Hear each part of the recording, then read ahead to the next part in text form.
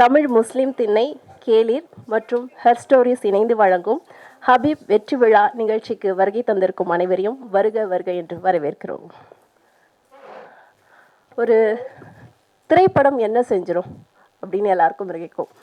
ஒரு கலை சாதாரணமாக பார்த்து கடந்து போகிற ஒரு கலையாக இருந்துச்சுன்னா அந்த கலையான என்ன என்ன நடக்க போகுதுன்றது இருக்குல்ல. ஒரு படைப்பு அடுத்த கட்டத்துக்கு நம்மளை சிந்திக்கிறதுக்கும் அடுத்த கட்டத்துக்கு இந்த சமுதாயத்தை நகர்த்தி கொண்டு போகணும். அப்படி ஒரு படைப்புக்கு சிறப்பு செய்கிறதுக்காக இன்னைக்கு எல்லாரும் வந்திருக்கீங்க.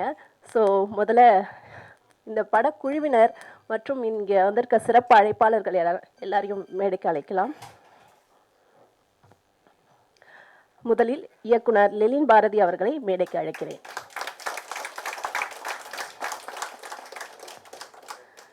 அடுத்ததாக கோம்பை எஸ் அன்வர் அவர்களை மேடைக்கு அழைக்கிறேன். தொடர்ந்து இயக்குனர் மற்றும் எழுத்தாளர் கீதா இளங்கோவன் அவர்களை மேடைக்கு அழைக்கிறேன். எழுத்தாளர் மற்றும் தொழில் முனைவர் சம்சுல் ஹுதா பானு அவர்களை மேடைக்கு அழைக்கிறேன். ஹர் ஸ்டோரிஸ் பப்ளிகேஷனுடைய உரிமையாளர் நிவேதிதா லூயிஸ் அவர்களை மேடைக்கு அழைக்கிறேன். இந்த நிகழ்ச்சியுடைய கதாநாயகன் இயக்குனர் மீரா கதிரவன் அவர்களை மேடைக்கு அழைக்கிறேன். தொடர்ந்து ஒரு திரைப்படம் சிறப்பாக அமைகிறதுக்கு அதில் நடிச்சிருக்க நடிகர்கள் ரொம்ப முக்கியமானவங்க. அதில் முக்கியமாக இயக்குனர் மற்றும் நடிகர் கஸ்தூரி ராஜா அவர்களை மேடைக்கு அழைக்கிறேன்.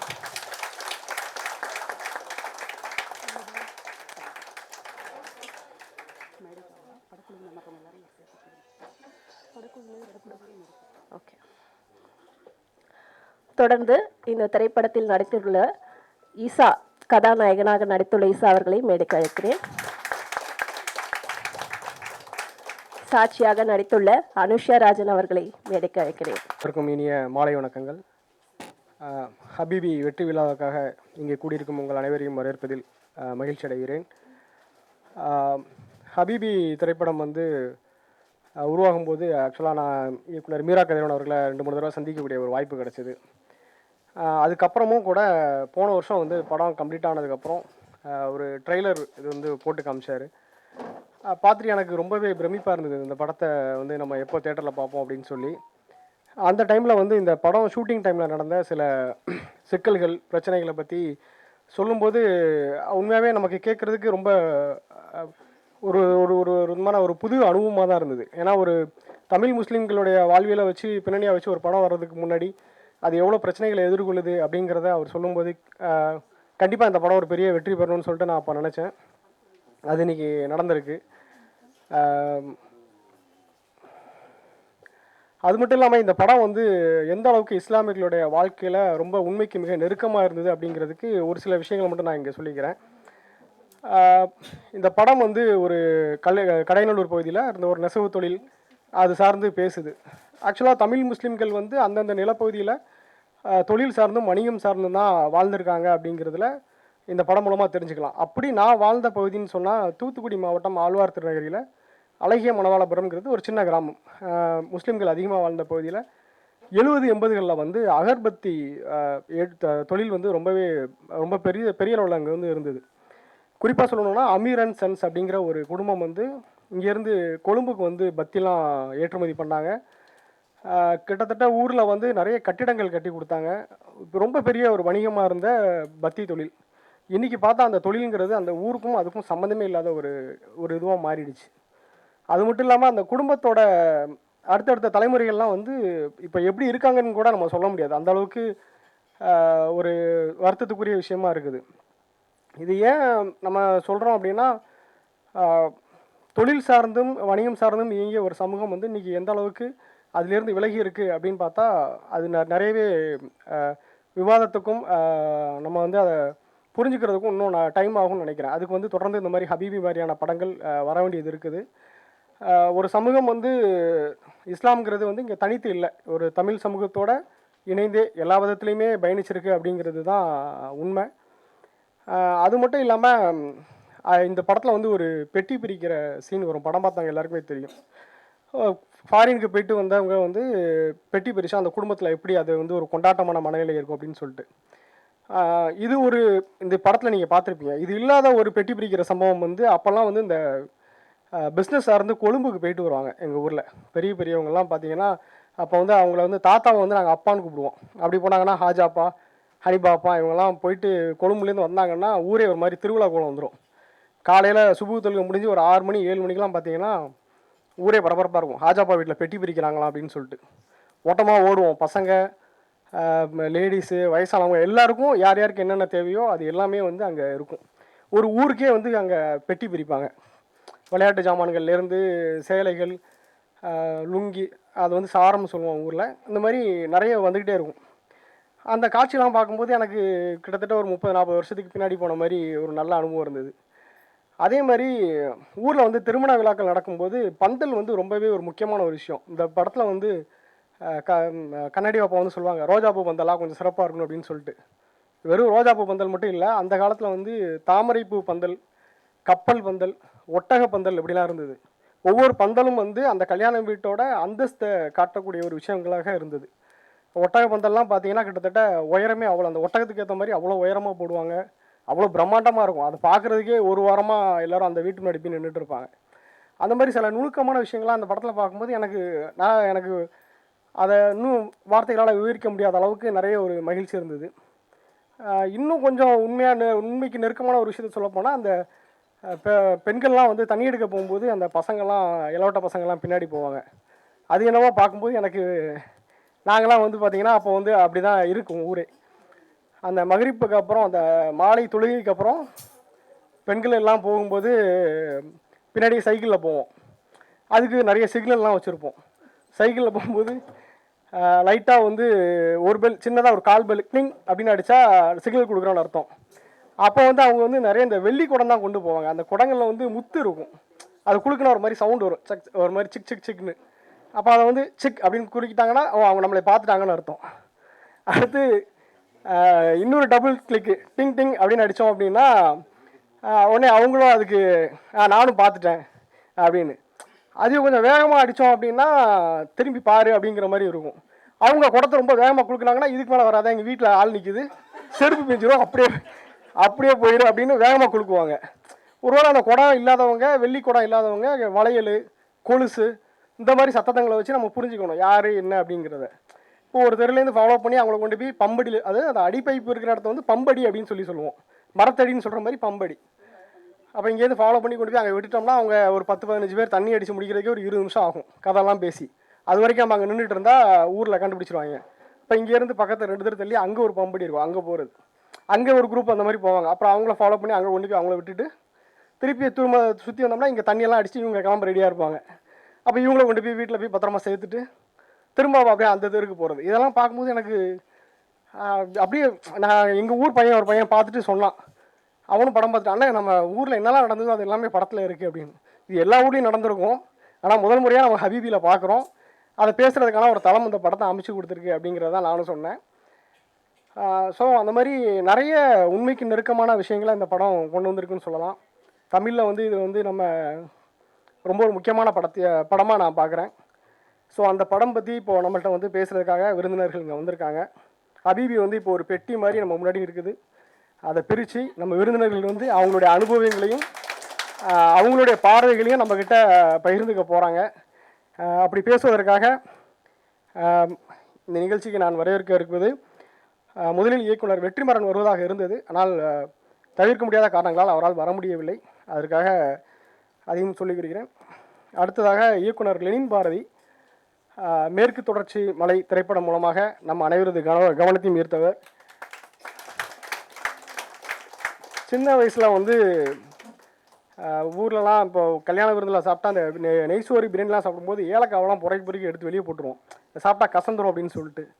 அந்த ஏலக்காவோட மதிப்பு என்னங்கிறது மேற்கு தொடர்ச்சி மலை படம் பார்த்ததுக்கப்புறம் தான் நிறையவே புரிய ஆரம்பிச்சது. இயக்குனர் லெனின் பாரதி அவர்களை வரவேற்கிறேன். அடுத்ததாக எழுத்தாளர் ஆவணப்பட இயக்குனர் கீதா இளங்கோவன் அவர்களும் ஹபீபி திரைப்படம் கொடுத்து பேச ஆரம்பிக்கிறார்கள். அவரை தொடர்ந்து யாதும் ஆவணப்பட இயக்குனர் கோம்பை அன்வர் அவர்களும் ஹபீபி திரைப்படம் குறித்து அவருடைய அனுபவங்களை பேச இருக்கிறார். ஹெர் ஸ்டோரிஸ் பப்ளிகேஷன் நிறுவனர் எழுத்தாளர் நிவேதிதா லூயிஸ் அவர்களும் வந்து ஹபீபி படம் குறித்து நம்மளிடம் சிறப்புரையாற்ற இருக்கிறார்கள். இறுதியாக தாயில்லாமல் நான் இல்லை, அந்த 4 பேருக்கு நன்றி, அந்த நூல்களின் ஆசிரியர் தொழில் முனைவோர் ஹுதா காவா அவர்களையும் வரவேற்கிறேன். இவர்களுடன் ஹபீபி படக்குழுவினர் கண்ணாடி வாப்பாவாக வாழ்ந்து காட்டிய இயக்குனர் கஸ்தூரி ராஜா அவர்களையும் நாயகன் ஈஷா உட்பட அனைத்து படக்குழுவினரையும் வரவேற்கிறேன். தொடர்ந்து நம்ம நிகழ்ச்சிக்குள்ள செல்லலாம். நன்றி, வணக்கம். போடுறவராக வருவாங்க, இல்லை தீவிரவாதியாக வருவாங்க, இல்லை ஹீரோ, நம்ம ஹீரோ ஹிந்துவாக இருப்பார், அதோடைய இஸ்லாமியர் நண்பராக இருப்பார். அப்போ எங்களுடைய வாழ்வியலில் நம்ம காலங்காலமாக நம்ம எங்கள் நாட்டில் எங்களுடைய வாழ்க்கை வரலாறை பேசக்கூடிய ஒரு திரைப்படங்கள் எத்தனை வந்திருக்குன்னா தமிழில் ரொம்ப குறைவு இருக்கான்றதே எனக்கு தெரியல. மேபி மலையாளத்தில் வந்திருக்கலாம், ஹிந்தியில் கூட இருக்குதான்றது ஏதாவது 1-2 வந்திருக்கலாம். அப்படிப்பட்ட ஒரு இடத்துல தமிழில் ஒரு முக்கியமான திரைப்படமாக இந்த திரைப்படம் வந்திருக்கு. ஸோ இப்போ படக்குழுவினரை சிறப்பிக்கிறதுக்காக டாக்டர் ஜபார் அவர்களை மேடைக்கு அழைக்கிறேன். தொடர்ந்து உதவி இயக்குனர் பிரின்சி அவர்களை மேடைக்கு அழைக்கிறேன். எழுத்தாளர் பிருந்தா சேது அவர்களை மேடைக்கு அழைக்கிறேன்.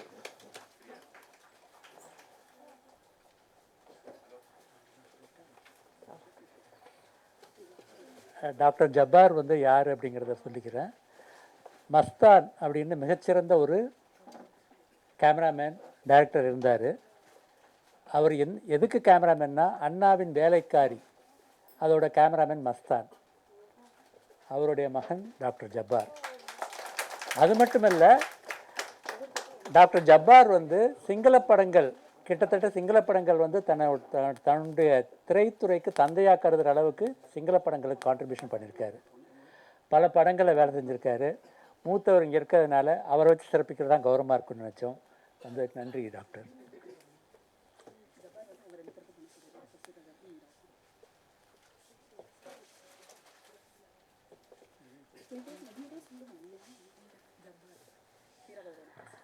இயக்குனர் மீரா கதிரவன் அவர்களுக்கு, இயக்குனர் மற்றும் நடிகர் கஸ்தூரி ராஜா அவர்களுக்கு சிறப்பு செய்வார் டாக்டர் ஜபார் அவர்கள்.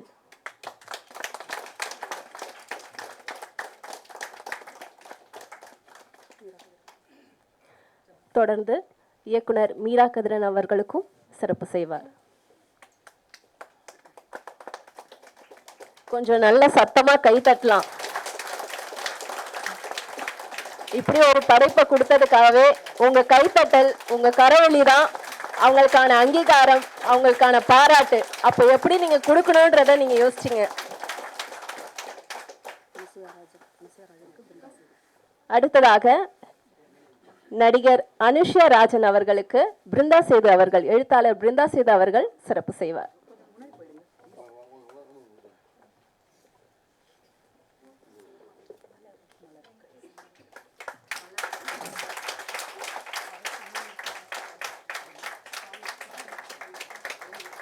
சாட்சியாக ஒரு பெண்ணுடைய, ஒரு கணவர் ஊருக்கு போனதுக்கு அப்புறம் ஒரு பெண்ணுடைய உளவியல் சிக்கல்ன்றது இருக்குல்ல, அது ரொம்ப அழகா அவங்க வந்து பதிவு பண்ணியிருப்பாங்க. தொடர்ந்து நிலோஃபருடைய தாயாராக நடித்த மலர் அவர்களுக்கு சிறப்பு செய்ய உதவி இயக்குனர் பின்சி அவர்களை அழைக்கிறேன்.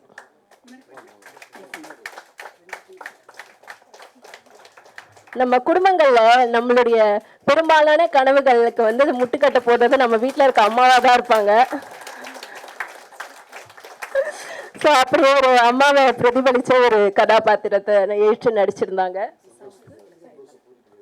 தொடர்ந்து திரைப்படத்துடைய கதாநாயகன் இசா அவர்களுக்கு சிறப்பு செய்ய இளங்கோவன் அவர்களை, இலங்கை வேந்தன் அவர்களை மேடைக்கு அழைக்கிறேன்.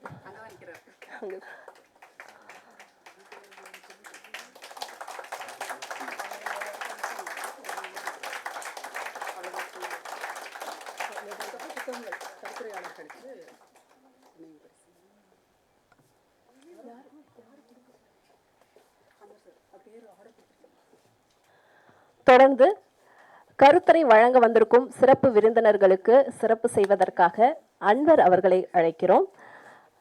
எழுத்தாளர் லெலின் அவர்களுக்கு சிறப்பு நினைவு பரிசை வழங்க வருகிறார். இயக்குனர் லெலின் பாரதி அவர்களுக்கு இப்ப நடிகராகவும் ஆயிட்டார் அவரு.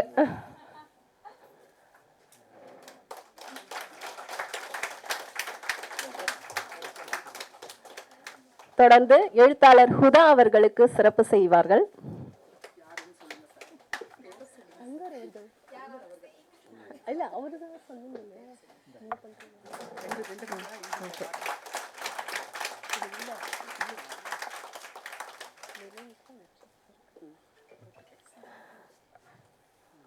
தொடர்ந்து அன்வர் அவர்களுக்கு சிறப்பு செய்ய நிவேதிதா லூயிஸ் அவர்களை அழைக்கிறேன்.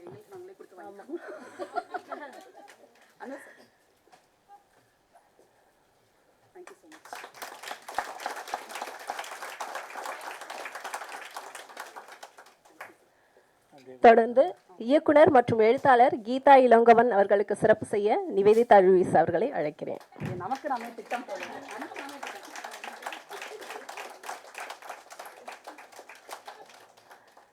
தொடர்ந்து அடுத்ததாக பேசுவதற்காக இந்த திரைப்படத்துல ரொம்ப ரொம்ப முக்கியமான ஒரு கேரக்டர் ஷாஜி. தன்னுடைய கணவன் வந்து பல கனவுகளோட ஒரு காதலோட ஒரு திருமணம் செஞ்சுக்கிட்ட ஒரு பொண்ணு. ஆனா அந்த காதலை வந்து வெளிப்படுத்த முடியாம கடிதத்துல இருந்து அப்புறம் ஒரு கேசட்ல இருந்து அப்படி கால மாற்றங்களும் தொழில்நுட்பத்தோட அந்த காதலை கடத்தக்கூடிய ஒரு கதாபாத்திரத்தில் நடிச்ச நடிகர் அனுஸ்ரீயா ராஜன் அவர்களை பேச அழைக்கிறேன். ஹாய், எல்லாருக்கும் வணக்கம். என்னோட நேம் அனுஸ்ரீயா ராஜன். உங்களுக்கு தெரிஞ்ச சாலிஹா, சாச்சி அந்த கேரக்டர் நான் தான் பிபியில் பண்ணியிருக்கோம். நிறைய பேருக்கு என்ன நேரில் பார்த்தா ஐடென்டிஃபை முடியலன்னு சொன்னேன், அதனால தான் இன்ட்ரடியூஸ் பண்ணுறோம். Actually thank you all for coming here and இந்த மாதிரி ஒரு வெற்றி விழான ஒரு ப்ரோக்ராம் ஆர்கனைஸ் பண்ணி நம்மளை எல்லோரையும் இங்கே இன்வைட் பண்ணுறதுக்கும் ரொம்ப ரொம்ப ரொம்ப நன்றி. ஆக்சுவலி என்னோடய தமிழ் அவ்வளோ எல்லாம் கரெக்டாகாது, ஏதாச்சும் மிஸ்டேக்ஸ் இருந்துன்னா மன்னிச்சிடுங்க.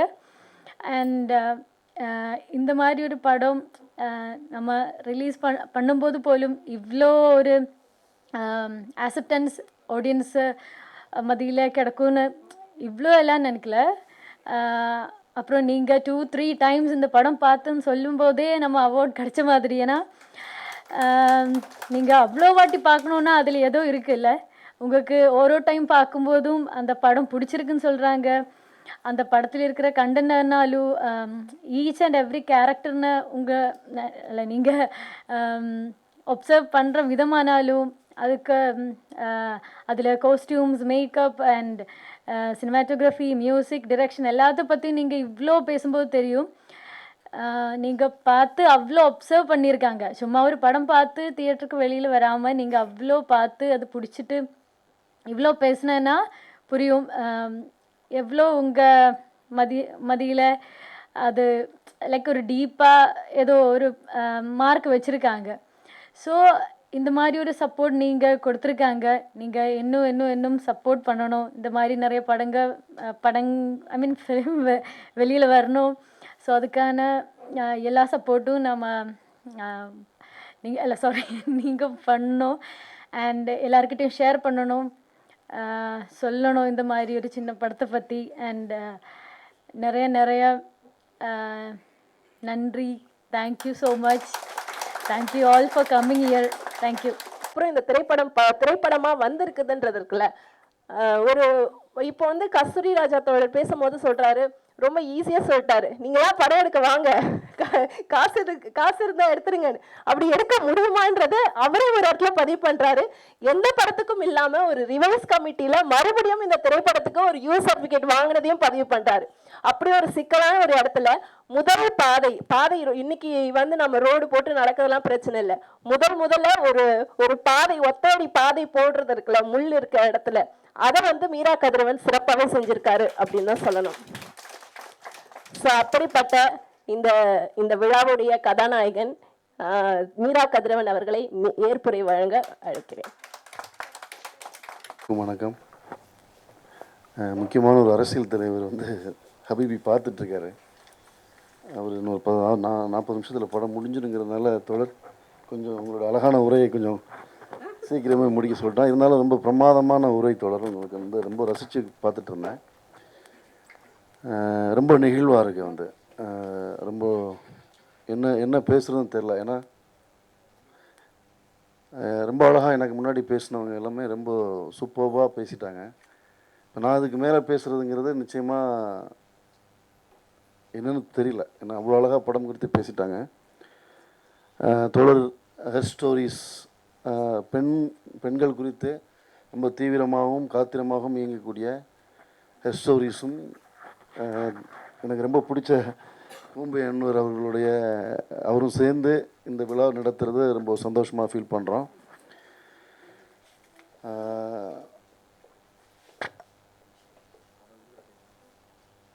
நான் ஆக்சுவலி 2010 வந்து புதிய பார்வை அப்படின்னு ஒரு பத்திரிகையில் ஒரு பேட்டி கொடுத்தேன். அப்போ நான் அவள் பேர் தமிழிசை முடிஞ்சிருந்த காலகட்டம்.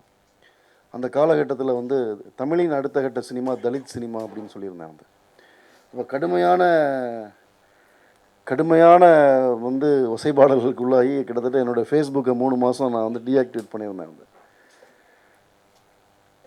அப்படி ஒரு டேர்ம்ஸே இல்லை, குட் சினிமா பேட் சினிமா தான் இருக்குது, தலித் சினிமான்னு ஒன்றுமே இல்லை அப்படிங்கிற மாதிரி ஒரு முக்கியமான ஒருத்தர் வந்து அந்த நிருபருக்கு ஃபோன் பண்ணி அந்த இன்டர்வியூவே எடுக்க சொன்னார்.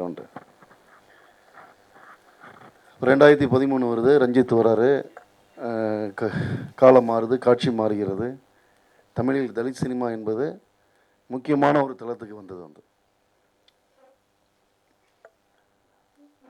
நான் சொன்னேன் இல்லையா, ஒரு நபர் வந்து என்னை வந்து ரொம்ப கோச்சிக்கிட்டாருன்னு. அவர் வந்து தங்கலானோட விழாவில் ரஞ்சித்தோட சேர்ந்து ஜெய்பீம் சொன்னார். அதுதான் ரஞ்சித்தோட வெற்றி, அதுதான் மாரி செல்வராஜோடைய வெற்றி. ஸோ ஒடுக்கப்பட்டவர்கள் எப்போவுமே வந்து இயற்கையோட விதியை வந்து என்னென்னா, நீங்கள் எவ்வளோ அழுத்துறீங்களோ அவ்வளோ ஃபோர்ஸோடு அது வெளியே வரும். ஹபீபி உருவாகி இருக்கிறதுக்கான மிக முக்கியமான காரணம் வந்து இன்றைய அரசியல் சூழல் தான். இந்த அரசியல் சூழல் வந்து அழுத்தி கொண்டு வந்து இந்த மனிதர்களை குறித்து நான் எல்லா நேர்காணலையும் சொல்கிற மாதிரி தான் சினிமா ஜிபியோடைய ஒரு கோட்டு தான் வந்து, சிங்கம் தன்னுடைய கதையை சொல்லும் வரை எல்லா கதைகளும் வேட்டையாடிகளையே புகழ்ந்து கொண்டிருக்கும். இப்போ நம்மளுடைய கதையை நம்ம சொல்லலை அப்படின்னா வந்து நிச்சயமாக நம்மளுடைய கதை வேறொன்றாக சொல்லப்படும் அப்படிங்கிறது இன்னைக்கு வந்து எல்லாருமே அதை புரிஞ்சக்கூடிய ஒரு காலகட்டமாக இருக்குது.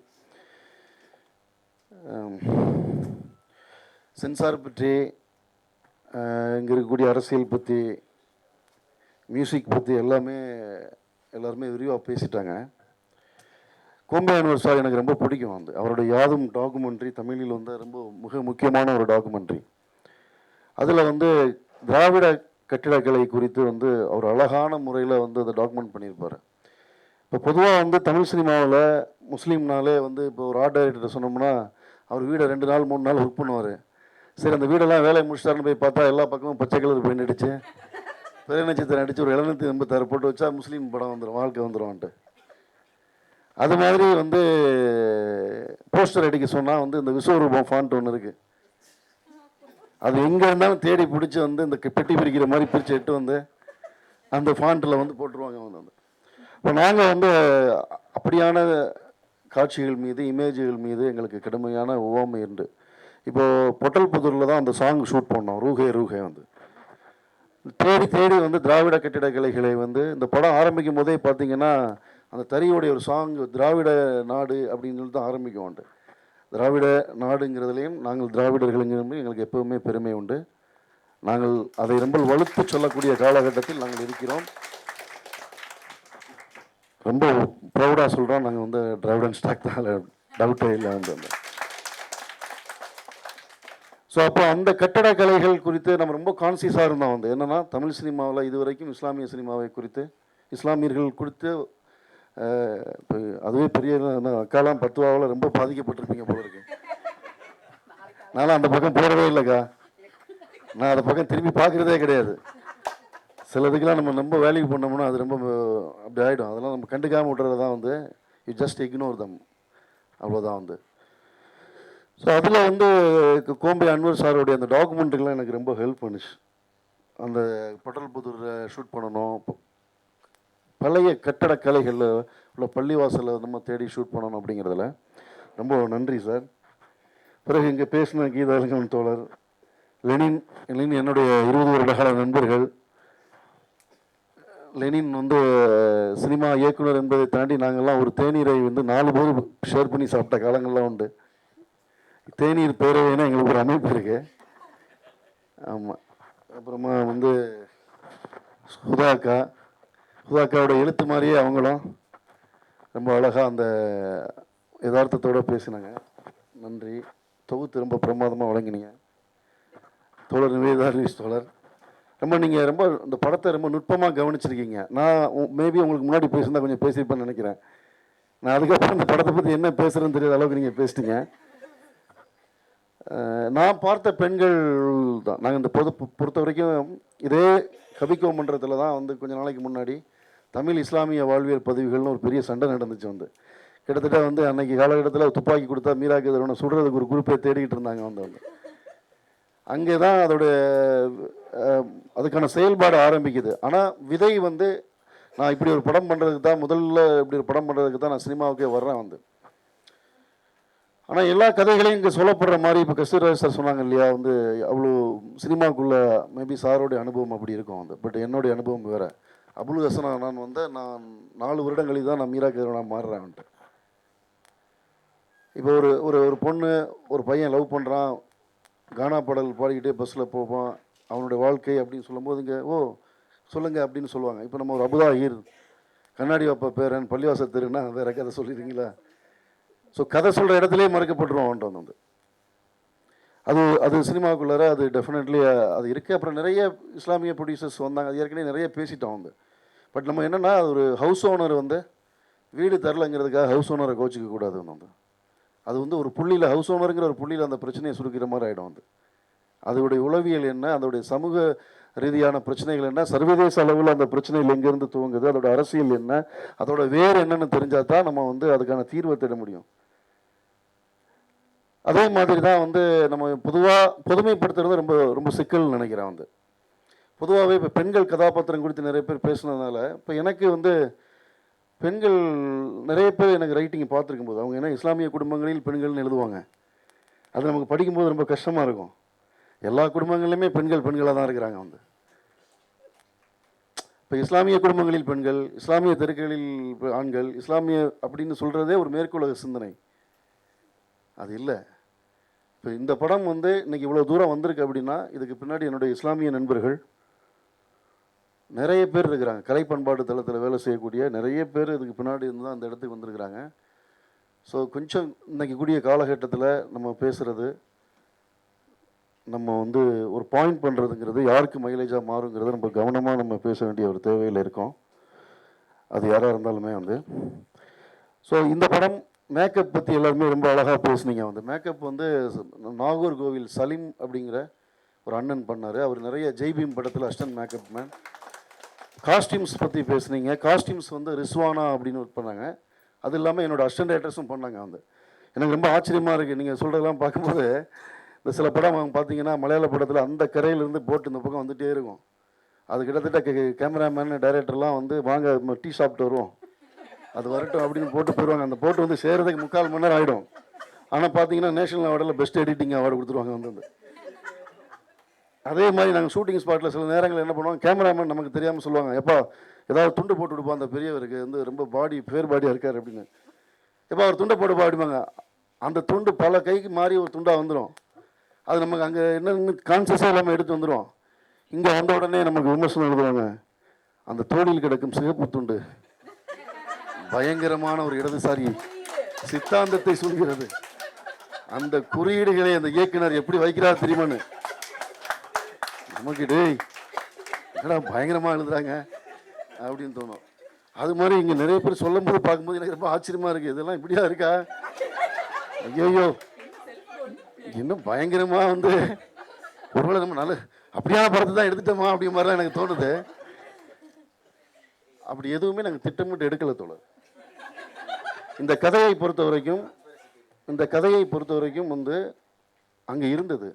இப்போ நானும் ஆக்சுவலி எனக்கு வந்து ஜாகின் பாக்கை பற்றி படம் எடுக்கிறதுக்கு தான் என்னை அப்ரோச் பண்ணாங்க ப்ரொடியூசர்ஸ், என்னுடைய நேசம் என்டர்டைன்மெண்ட். பட் சிறை படத்துக்கு முன்னாடியே வந்து நான் ஒரு இன்டர்வியூவில் கூட சொல்லியிருக்கேன். இப்போ விழித்திரு படத்தில் சாஸ்திரி பவனில் வந்து பார்த்திங்கன்னா ஈழத்தில் பிரச்சனை வரும்போது முத்துக்குமார் தீயிட்டு தற்கொலை செஞ்சுக்கிட்டார். வீரமரணம் அடைஞ்சப்போ அங்கே இருக்கக்கூடிய எல்லா இயக்குநர்களும் கூடி எங்களுடைய படங்களுக்கு ஹீரோ இனிமேல் வரக்கூடிய எல்லா கேரக்டருக்கும் முத்துக்குமார்னு பேர் வைப்போம்னு சொன்னாங்க. பட் விழித்திரை படத்தில் அந்த ஹீரோவோட பேர் துரத்தப்படுற அதிகாரத்தால் இரவு முழுக்க துரத்தப்படக்கூடிய அந்த கேரக்டர் பேர் முத்துக்குமார். ஆனால் அதுக்கு முன்னாடி பார்த்தீங்கன்னா நான் எழுதுனது வந்து அப்துல் ரவுஃப். அப்துல் ரவுஃப் இரவெல்லாம் துரத்தப்படுறான்னு நான் எழுத முடியாது, அதான் பிரச்சனை. அந்த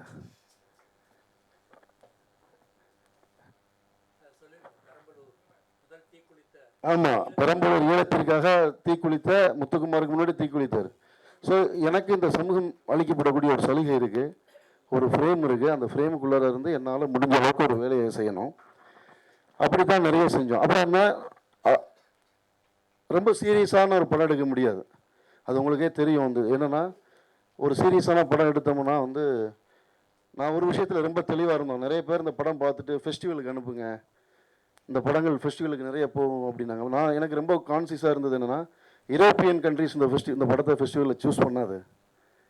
இந்த படம் அதுக்கு வெளியே இருக்குது. ஏன்னா வந்து இப்போது ஈரான் மாதிரியான படங்கள் பார்த்திங்கன்னா இஸ்லாமிய களம் இருக்கும், கதை வேறொன்று இருக்கும். ஆனால் இந்த படம் வந்து இஸ்லாமியர்களோட நம்பிக்கையோடையும் அவங்களோட அடையாளங்களோடு இருக்கிறதே வந்து நிறைய இடங்களில் சிக்கலாக இருந்துச்சு. அப்போ நிறைய பேர் எங்கிட்டே கேட்டாங்க, வந்து நீங்கள் ஏன் வந்து அங்கே இருக்கிற விமர்சனம் பண்ணுறதில்ல, அங்கே இருக்கிற அடிப்படை வார்த்தை பேசுகிறதில்ல அப்படின்னு. நான் ஏன் பேசணுங்க, நான் ஏன் பேசணும்? அதுதான் ஒரு நாடே சேர்ந்து பேசிகிட்டு இருக்கேன், நான் போய் கூட நின்று பேசணுமா என்ன? அப்புறம் இஸ்லாமியர்களுக்கு வந்து விமர்சனத்தை தாண்டி வாழ்க்கையே இல்லையான்னு ஒரு கேள்வி இருக்குல்ல. இப்போ நான் முற்போக்கு அடையாளத்துக்கு நான் வதைன்னு ஒரு ஷார்ட் ஸ்டோரி எழுதினேன் காலக்குறிங்கிற ஒரு பத்திரிகையில். ஒரு வீடு வீடாக போய் சவரம் செய்யக்கூடிய ஒரு இஸ்லாமிய சமூகத்தை சேர்ந்த ஒரு நாவிதர் தொழில் செய்யக்கூடிய ஒருத்தர் தான் கதை எழுதினேன். அது என்னுடைய ஆரம்ப காலகட்டத்தில் என்னோடய அரசியல் பார்வை வேறு இருந்த காலகட்டம்.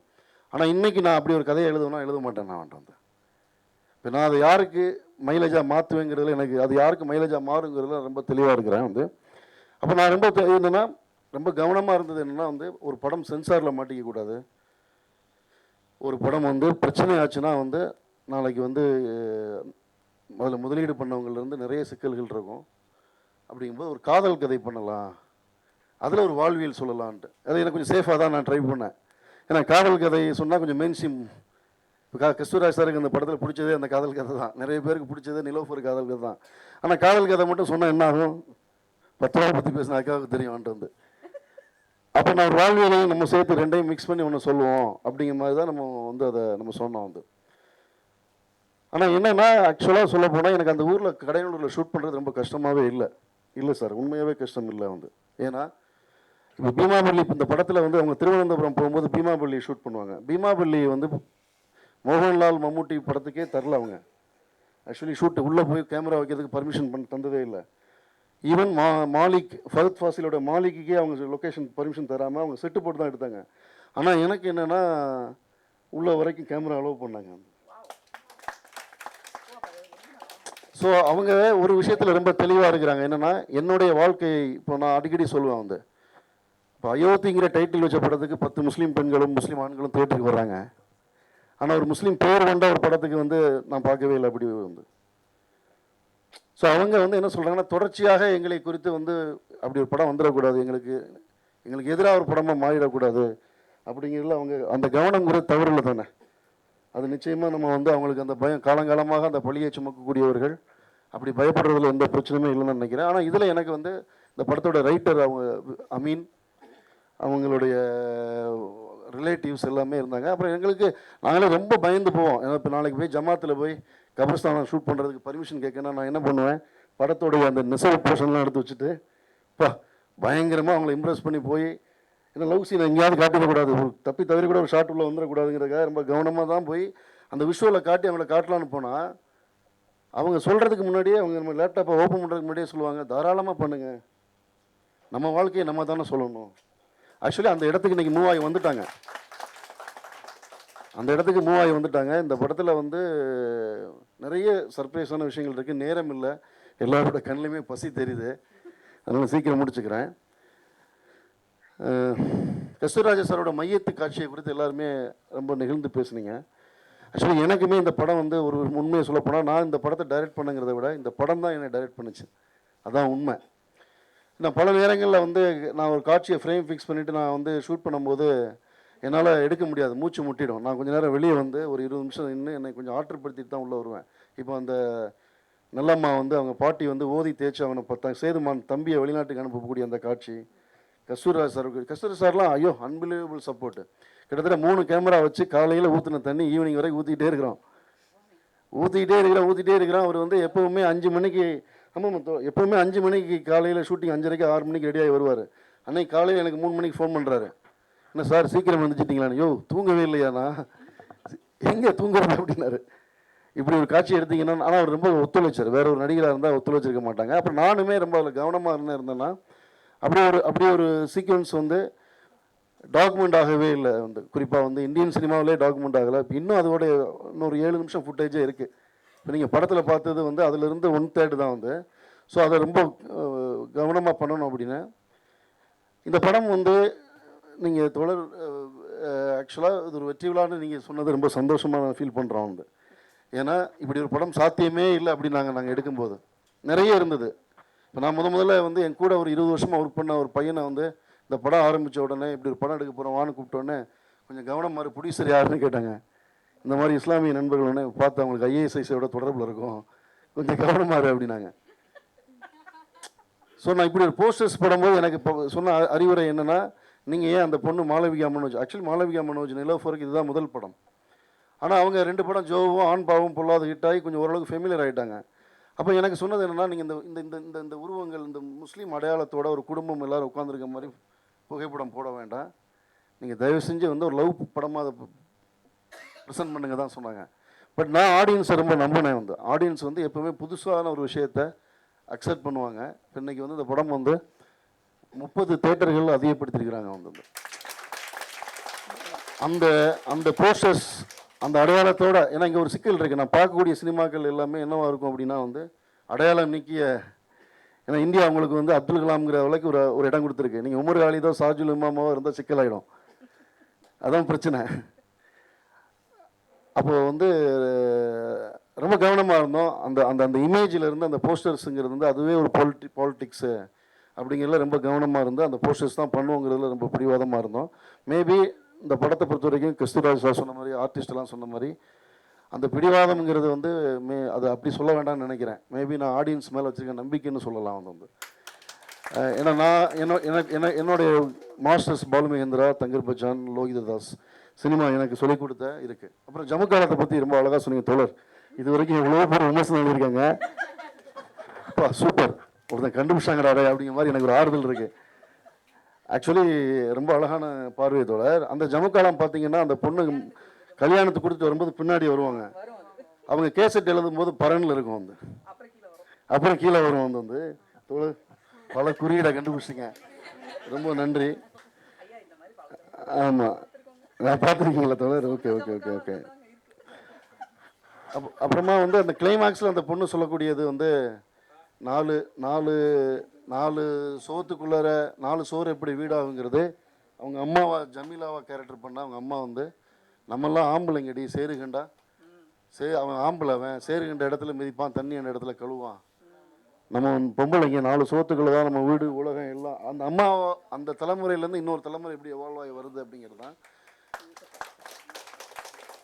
இவருங்க இந்த கதையை நான் ரொம்ப மெனக்கெடவே இல்லை. என்னுடைய 2 படங்களில் நாங்கள் எழுதுனதை விட ரொம்ப ஈஸியாக தான் அந்த படம் எழுதினோம். பொருளாதார ரீதியாக நிறைய கஷ்டங்கள் இருந்துச்சு, அதை மறுக்கிறதுக்கு இல்லை. அது ஏன்னா வந்து இப்போ நீங்கள் சொன்ன மாதிரி நான் நிறைய, இப்போ என்னோடய முதல் படத்துக்கு நான் வந்து யார்கிட்டையாவது நான் ஃபண்டு கேட்டு போயிருந்தா, நீங்கள் தோல்பாவை குத்து கலைஞர்கள்ட்ட போய் படம் கேளுங்கன்னு சொல்ல மாட்டாங்க. இப்போ நான் ஒரு ஆணவ கொலையை பற்றி படம் எடுத்தேன்னா, ஆணவ கொலையை செய்கிறவங்கள்ட்ட போய் படம் கேளுங்கன்னு சொல்ல மாட்டாங்க. ஆனால் ஒரு இஸ்லாமிய படம் எடுக்கும்போது உங்கள் ஆளுங்கிட்ட இல்லாத படமா, எங்கள் ஆளுங்களே எடுக்கிறவங்க உண்டு. அப்போ இன்னொரு பக்கம் வந்தால் வியாபாரத்தில் சில பேர் என்ன சொல்லுவாங்கன்னா, எப்படி இது வந்து பெர்சன்டேஜில் கம்மியாக இருக்கிறவங்க உங்கள் ஆளுங்க படம் பார்ப்பாங்களா அப்படின்னு. ஒரு சினிமா அப்படி, அது எப்படி இப்போ வந்து வால்ட் டிஸ்னி சொல்கிறாரு, எல்லோருக்குள்ளே இருக்கும் குழந்தைகளுக்காக தான் நாங்கள் படம் எடுக்கிறோங்கிறாரு. குழந்தைகளுக்காக மட்டும் எடுக்கலை. வந்து அப்படி வந்து இவங்க தான் அவங்க படம் பார்க்கணும், அவதார் படத்தைன்னு ஏலியன்ஸாக பார்க்கும். இல்லை அப்படிலாம் கிடையாது.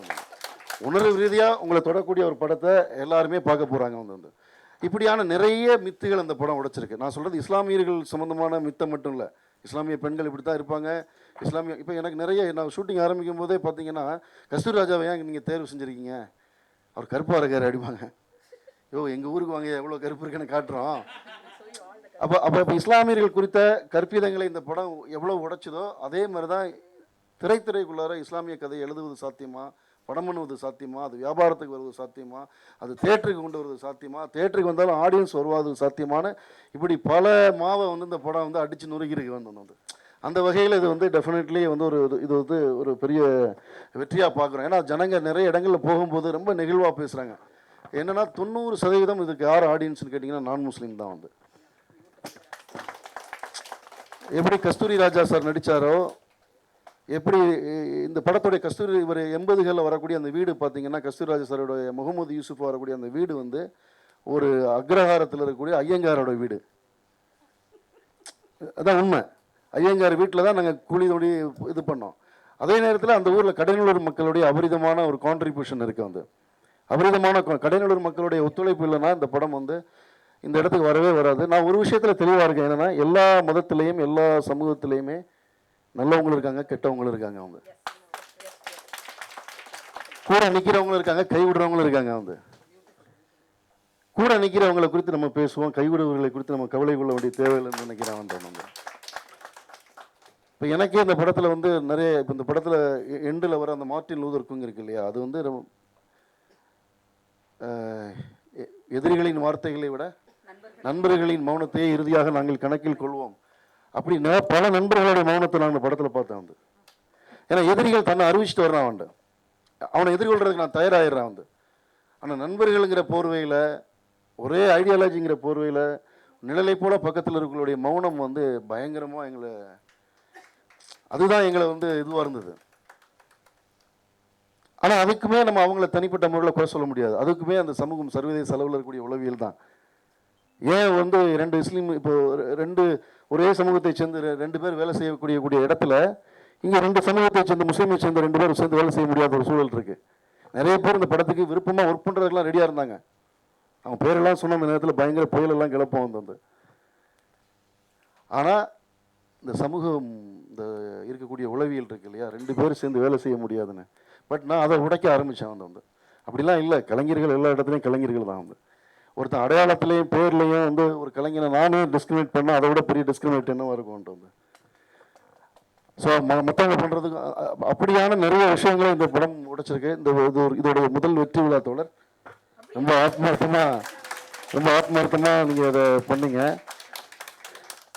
ஒரு விஷயம் ரொம்ப உண்மையாக இருக்குது. என்ன உண்மையாக இருக்குன்னா வந்து இன்வெஸ்டர்ஸ் சினிமாங்கிறது தோழர், இப்போ நீங்கள் எத்தனை பேருக்கு தெரியும் தெரியல, கேரளா அதாவது ரொம்ப படிப்பில் ரொம்ப உயர்ந்த மாநிலமாக சொல்லக்கூடிய கேரளாவில் ஒரு காலகட்டத்தில் ஷகிலா மேடம் படம் வந்துச்சுன்னா மம்முட்டி மோகன்களுக்கு தேட்டர் கிடைக்காது. வணிகம்தான், வியாபாரம் எதுவாகுதோ. இப்போ நான் சொன்னேன் இல்லையா, தலித் சினிமாவை நாங்கள் பேசும்போது ஒற்றை குரலாக பேசிக்கிட்டு இருந்தோம். ஆனால் ரஞ்சித் மாரிசெல்வராஜை போன்ற நண்பர்கள் அது ஒரு வியாபாரமாக மாறும்போது இந்த படமே நாளைக்கு ஹிட் ஆகிடுச்சுன்னா முதல்ல வர்றது யார் பெட்டி தூக்கிட்டு வருவாங்க நமக்கு தெரியும். வந்து இல்லை, நான் சொல்ல வர்றது இது வந்து என்னென்னு கேட்டிங்கன்னா, இப்போ கேரளாவில் இருக்கக்கூடிய இண்டஸ்ட்ரி நம்ம பேசுகிறோம் அப்படின்னா, கேரளாவில் இருக்கக்கூடிய இண்டஸ்ட்ரியோடைய முதலீடுங்கள்லாம் அது பெரிய டாபிக். அங்கே இருக்கக்கூடிய பிஸ்னஸ்ஸு வேறு, அங்கே இருக்கிறது வேறு. வந்து இப்போ நாங்கள் வந்து என்னென்னா ஒரு கேட்டை திறந்துருக்குறோம். இதுக்கு பின்னாடி வந்து ஆக்சுவலாக உண்மையாகவே சொல்ல போனால் பல கஷ்டங்கள் இருக்கு. ஆனால் நாங்கள் கஷ்டங்களை குறித்து பேச விரும்பலை. நாங்கள் வந்து எங்களுடைய அடுத்த இலக்கு தொடர் செயல்பாட்டுக்குள்ளே அதை கொண்டு வர முடியுமாங்கிறது தான் நாங்கள் யோசிக்கிறோம். எங்களுக்கு வந்து போதனை செய்யக்கூடிய ஆட்களை குறித்து நாங்கள் திரும்பியே பார்க்குறதில்ல. அவர்களை குறித்து நாங்கள் எப்பவுமே அன்பாகவும் ரொம்ப இணக்கமாகவும் கூட நின்ன எத்தனையோ பேரோட கைகள், ஈரமான கைகள் எங்கள் கூட நிற்கிது. வந்து அந்த கைகள் எங்களை இந்த தூரம் இந்த இடத்துக்கு வரைக்கும் இழுத்து வந்திருக்கு. நடிகர்களுடைய ஈஷா, மலர், இவங்கெல்லாம் பேசுறதுக்கு நேரம் இல்லை, கோச்சிக்காதீங்க. ஆமாம். ஸோ அதனால் இது வந்து ஒரு மூமெண்ட்டாக மாறுறதுங்கிறத வந்து தொடர் செயல்பாட்டுக்குள்ளே மாறுறதுங்கிறத வந்து அடுத்தடுத்து நம்ம வெயிட் பண்ணி தான் பார்க்கணும். நிறைய விமர்சனங்கள் ரொம்ப சமீப காலமாக சொன்ன மாதிரி, அன்வர் சார் சொன்ன மாதிரி ரொம்ப ஆச்சரியமாக இருக்குது. இவ்வளோ பேர், ஏன்னா என்னோட 20 வருஷ காலத்தில் 10 நிமிஷத்துக்கு 2 ஆர்டிக்கல் எழுத போயிட்டே இருக்கு. வந்து எல்லாருமே எழுதுகிறாங்க, ரைட்டர்ஸ் எழுதுகிறாங்க, ஆக்டிவிட்டிஸ்ட் எழுதுகிறாங்க. ஆனால் அதே நேரத்தில் நீங்கள் வந்து இவராக இருந்தால், இந்த உலகத்துக்குள்ளே நீங்கள் இருந்தால் இந்த படம் பாருங்கன்னு சொல்லக்கூடிய பத்திரிகை இங்கே இருக்குது. வந்து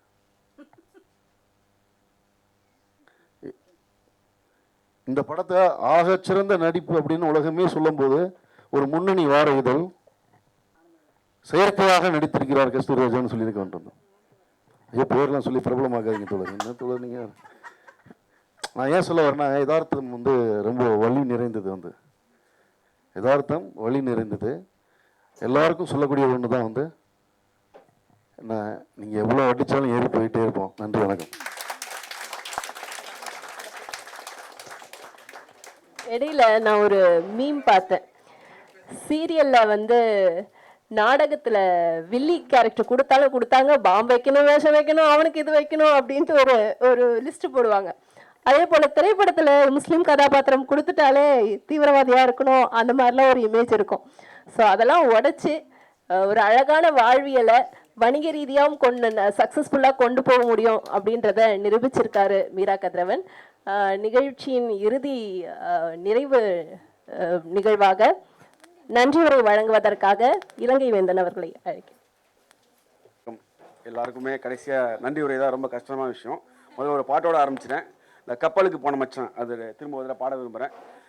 கப்பலுக்கு போன மச்சான், கண்ணிரஞ்ச ஆசை மச்சான், எப்பத்தான் வருவீங்க எதிர்பார்க்கிறேன், நான் தினமும் தொழுது தொழுது கேட்கிறேன். கண்ணுக்குள்ள வாழ்பவளே, கல்லுக்குள்ள ஆள்பவளே, இன்ஷா அல்லாஹ் விரைவில் வருவேன், உன் இஷ்டம் போல நினைச்சதெல்லாம் தருவேன். இந்த 2 ஸ்டான்ஸா மட்டும் தான் வச்சிருந்தாங்க. ஆனால் முக்கியமான ஸ்டான்ஸா விட்டுட்டாங்க. துல்லஜ் மாசத்துல கடிதம் ஒன்று போட்டீங்க, நலமா சுகமானு நாடி மச்சி கேட்டீங்க, இங்கு எனக்கு என்ன குற மாடிமான பஞ்சம் இல்லை, இருக்கிற நாயகனே இன்னும் நான். இப்படி தான் போகும். அதில் தான் இந்த சாட்சியோட இதுவும் நிலோஃபரோட இதுவும் அதில் காமிச்சிருப்பாங்க. இந்த ஒரு பாட்டு தான் இந்த படம் முழுக்கன்னு நான் இதை பார்க்குறேன். நான் இந்த ஒரு பாட்டை வச்சு தான் எடுத்திருக்காங்க. ரெண்டாவது, இதில் சொல்லப்படுற வாழ்வியல் எல்லாமே முசல்மான்களோட, தமிழ் முசல்மானோட வாழ்வியல்னு சொன்னாங்க. பெரும்பாலும் எல்லா தமிழர்களுடைய உள்ள வீடுகள்லையும் இதுதான் நடக்குதுங்கிறது என்னுடைய நம்பிக்கை. ஏன்னா எங்கள் வீட்லேயும் இதே மாதிரி விஷயங்கள் நடந்திருக்கு, நிறைய நடந்திருக்கு. இதை ஒரு காதல் கதையாகவும் தமிழ் மண்ணில் நடக்கிற ஒரு கதையாகவும் மட்டும் தான் நான் அதை பார்த்தேன் கடைசி வரைக்கும். அதில் முசல்மான்கிறது எனக்கு எங்கேயுமே வரல. இதை என்னுடைய கருத்தாக நான் பதிவு செய்ய விரும்புகிறேன். இதை முதல்ல படம் எடுத்ததுக்கு ஐயா ரொம்ப கஷ்டப்பட்டுருக்காங்க, அவருக்கு பெரிய வாழ்த்துக்கள். ரெண்டாவது, இதில் நான் முக்கியமாக நன்றி சொல்ல வேண்டியது ஐயா கஸ்தூரிராஜா. அவங்க இல்லை, இருந்தாலும் அந்த ஆரம்பத்துலேருந்து கடைசி வரைக்கும் எனக்கு கஸ்தூரிராஜா தெரியவே இல்லை. கடைசி வரைக்கும் அவர் அந்த யூசுப் பாயாவும் அந்த மன்சிலோட இருக்கிற மூத்த ஆளாகவும் தான் இருந்தார். இன்னும் ஒரு சில இடங்களில் அவர் எங்கள் அப்பாவாகவும் தெரிஞ்சார், சில இடங்களில் எங்களுடைய அண்ணனாகவும் தெரிஞ்சார். அப்படி தான் இருந்தார். கடைசி வரைக்கும் அவர் தெரில. ரெண்டாவது, நான் இங்கே வர்றதுக்கு இன்னொரு காரணம் எங்கள் அப்பா தொழில் பண்ணுறப்போ அவருக்கு உதவியாக இருந்தவர் ஒரு அத்தா தான், கலந்தர் அத்தான்னு பேர். அவங்க தான் இது. அதே மாதிரி இந்த பாட்டு இருக்கு இல்லையா, நான் பாடின பாட்டு எங்கள் கோட்டைப்பட்டினம் கந்தூரி விழாவில் திரும்ப திரும்ப திரும்ப திரும்ப பாடுவாங்க. அதாவது மாமிங்கன்னு சொல்லுவாங்க எங்கள் இதில். அந்த மாமிங்க விருப்பப்பட்டு கேட்குற பாட்டு இந்த பாட்டு தான், கப்பலுக்கு போன மச்சான் பாட்டு தான். ஸோ இந்த பாட்டு அந்த படத்தில் முழுசாக இருந்துதான் நல்லா இருந்துக்குன்னு ஒரு நினச்சேன். அதே மாதிரி கந்தூரி விழாங்கிறது முஸ்லீம்களுக்கு ரொம்ப முக்கியமான ஒரு விழா. அந்த விழாவில் ஏன் விட்டாங்கன்னு தெரியல. அது கந்தூரி விழாங்கிறது எல்லா மதத்துக்கான ஒரு விழாவாக இருந்தது, அதை விட்டுட்டாங்க. அது வரைக்கும் இதே முக்கியம். அதே மாதிரி இன்னொன்று, இந்த காலகட்டம் படம் வெளிவந்த காலகட்டங்கிறது ரொம்ப முக்கியமான காலகட்டம். இந்த காலகட்டத்தில்தான் சின்ன சின்ன படங்களுக்கு நிறைய வாய்ப்புகள் கிடைச்சிருக்கு. எல்லாம் தெரிஞ்சிருப்பீங்கன்னு நினைக்கிறேன். ஏன்னா இதுக்கு முன்னாடி எல்லாம் பார்த்தீங்கன்னா பெரும் படங்கள் மட்டும்தான் வாய்ப்பு இருக்கும். அந்த வாய்ப்பு இப்போ இல்லாமல் சின்ன படங்கள் நிறைய கடந்த ஒரு மாதம் 2 மாதத்தில் நிறைய சின்ன சின்ன படங்கள் வர்றதை நீங்கள் பார்த்துருப்பீங்க.